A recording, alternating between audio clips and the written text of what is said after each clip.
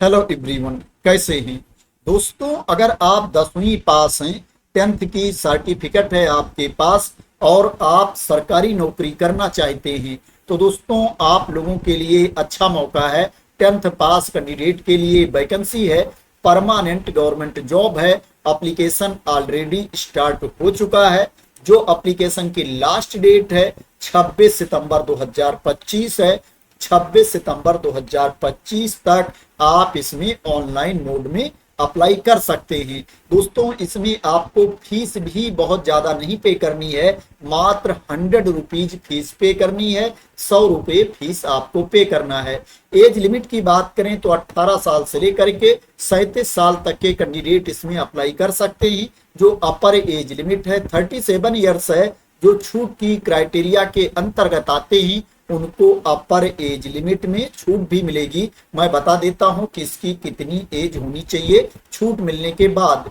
जो unreserved category के पुरुष अभ्यर्थी हैं उनके लिए जो अपर एज लिमिट है 37 ईयर्स है, 37 वर्ष है।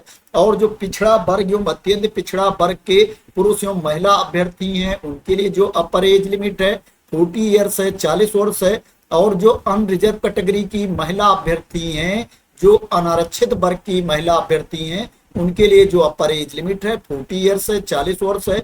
और अनुसूचित जाति एवं अनुसूचित जनजाति वर्ग के पुरुष एवं महिला अभ्यर्थियों के लिए जो अपर एज लिमिट है 42 ईयर्स है, 42 वर्ष है। और जो दिव्यांग अभ्यर्थी हैं पीडब्ल्यूबीडी कैटेगरी के कैंडिडेट हैं उनको अपर एज लिमिट में 10 साल की छूट दी जाएगी। यहाँ पर जो कैटेगरी वाइज कैंडिडेट को छूट दी गई है उससे ऊपर उनको 10 साल की छूट दी जाएगी।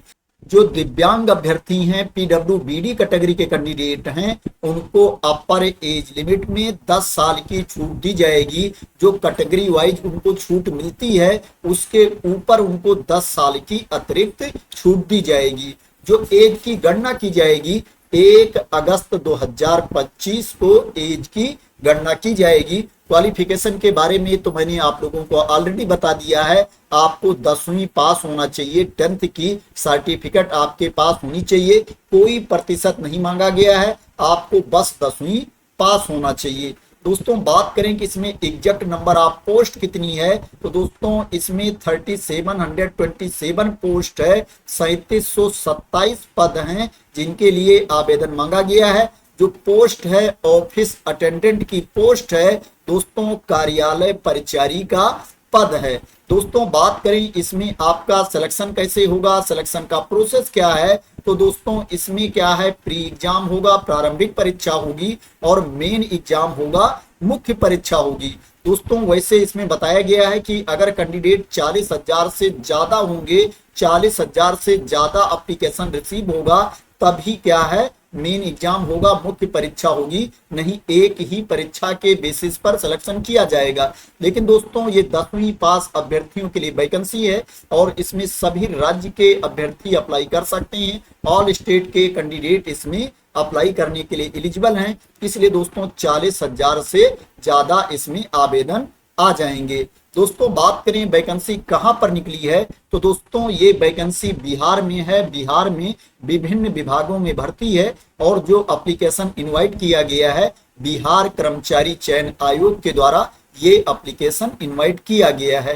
दोस्तों बात करें कि इसमें जो प्रारंभिक परीक्षा होगी उसमें कितने प्रश्न पूछे जाएंगे तो दोस्तों उसमें टोटल 100 क्वेश्चंस पूछे जाएंगे, 100 प्रश्न पूछे जाएंगे। और उसके लिए जो आपको टाइम दिया जाएगा 2 घंटे का टाइम आपको दिया जाएगा। एक प्रश्न का जो उत्तर होगा वो 4 अंक का होगा। इसमें निगेटिव मार्किंग भी होगी। अगर आप किसी प्रश्न का गलत उत्तर देते हो तो एक गलत उत्तर के लिए आपके 1 अंक काट लिए जाएंगे। इसमें जो प्रश्न पूछे जाएंगे सामान्य अंक गणित से प्रश्न पूछे जाएंगे, सामान्य ज्ञान से प्रश्न पूछे जाएंगे और सामान्य हिंदी से प्रश्न पूछे जाएंगे। अगर मुख्य परीक्षा होगी तो दोस्तों उसके लिए क्या है बाद में इंफॉर्मेशन दी जाएगी। दोस्तों जब मुख्य परीक्षा के लिए विज्ञापन प्रकाशित किया जाएगा तो मैं आप लोगों को उसकी इंफॉर्मेशन दे दूंगा।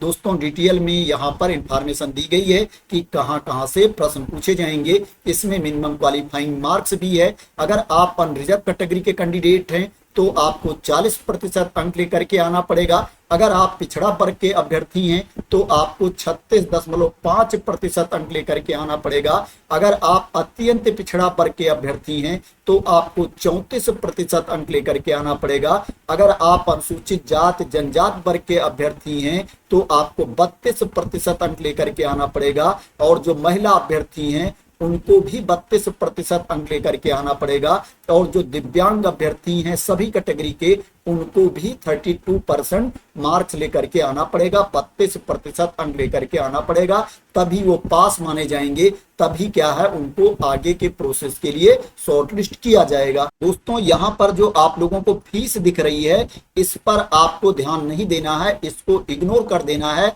अब फीस कम हो गई है, बिहार गवर्नमेंट ने फीस को कम कर दिया है। इसके लिए ऑफिशियल नोटिस भी आ गई है। आप देख सकते हो, ये ऑफिशियल नोटिस है जिसमें बताया गया है कि सामान्य प्रशासन विभाग बिहार पटना के संकल्प संख्या 15,568 के द्वारा अब फीस में कमी कर दी गई है। अब मात्र 100 रुपए फीस निर्धारित की गई है। उक्त के आलोक में विज्ञापन की कंडिका 7 को संशोधित करते हुए प्रत्येक अभ्यर्थियों के लिए परीक्षा शुल्क की राशि मात्र 100 रुपए निर्धारित की जाती है। तो दोस्तों मात्र 100 रुपीज फीस आप पे करना है। दोस्तों इसमें जो आपको सैलरी मिलेगी, पे लेवल 1 के अकॉर्डिंग आपको सैलरी मिलेगी। दोस्तों लगभग सैलरी की बात की जाए तो इसमें 32,000 रुपीज के आसपास आपको सैलरी मिलेगी। दोस्तों सैलरी कम ज्यादा भी हो सकती है, यहाँ पर कई विभाग में भर्ती है। बात करें आपको कहां पर जाकर के अप्लाई करना है,